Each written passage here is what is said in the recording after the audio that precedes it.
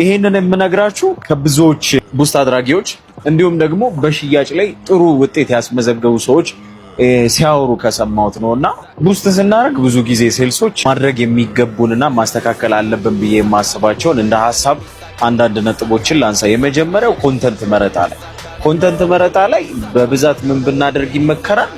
ሳይቱን እያሳየን ብንሰራ ወይም ደግሞ ሳይቱ ውስጥ ሆነን ብንሰራና ፕላስ ደግሞ ፕራይሱን በደንብ የሚገልጽ ኮንተንት ብንጽፍና ብንሰራ ብዬ አስባለሁ። ሁለተኛው ነገር ደግሞ አሁን ለምሳሌ ምንድነው የምናደርገው? አንዳንድ ጊዜ ቡስት ስናደርግ 10,000 ወር ደግሞ 7,000 8,000 ከፍ አድርገን ከዛ ለአንድ ሳምንት ለ7 ቀን ምናምን ቡስት እናደርጋለን።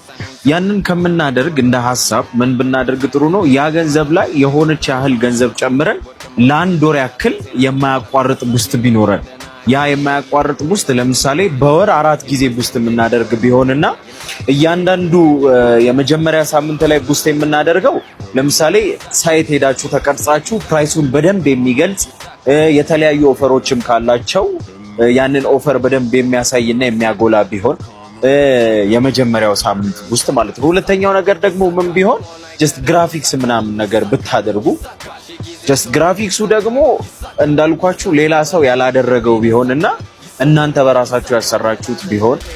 ሶስተኛ ላይ ደግሞ ከእንደገና ከሁለቱ የተሻለ አንድ ደግሞ በደንብ ብዙ ገለጻዎችን የሚሰጥ ቪዲዮ ሰርታችሁ ብትለቁና አራተኛ ላይም እንደዚሁ ቮይስ ኦቨር ተሰርቶም ሊሆን ይችላል። እንደዛ ብታደርጉ ይበልጥ ተመራጭ ይሆናል።